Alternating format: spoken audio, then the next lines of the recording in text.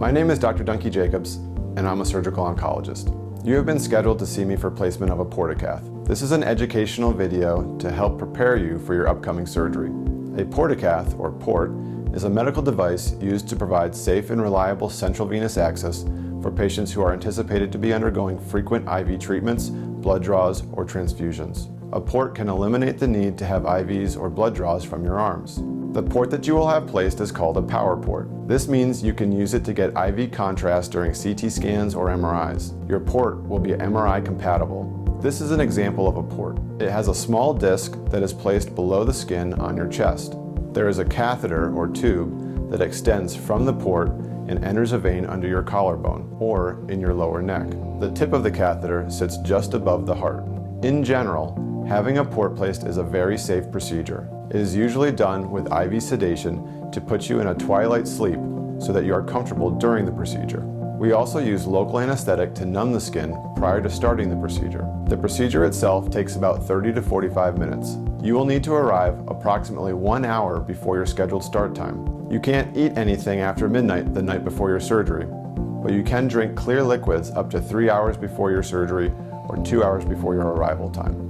The facility where you're having your procedure should call you prior to surgery. If they give you any different instructions than I have given you, please follow their instructions. The procedure is outpatient, which means you can go home 15 to 30 minutes after we are done. Since you will get some sedation during the procedure, you will need to have a ride home from the hospital. You cannot drive yourself.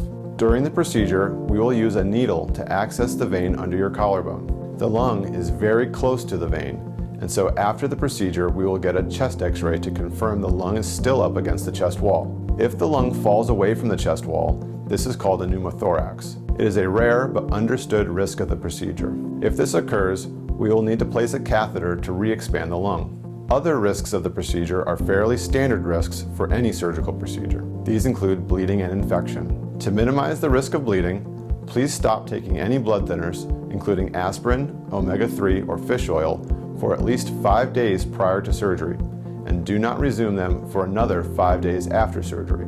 If you're on Coumadin, Eliquis, Xarelto, Plavix, or some other blood thinner that you have been told you cannot stop, please let us know immediately, because we may need to bridge you with Lovenox so that you are off your blood thinners for as short as possible. Infection is rare but can happen. We give you IV antibiotics before we start your surgery in an attempt to decrease the chance of getting a wound infection. Your port can be placed on either the right or the left. I will look at the veins on both sides with an ultrasound before deciding on which side to place it.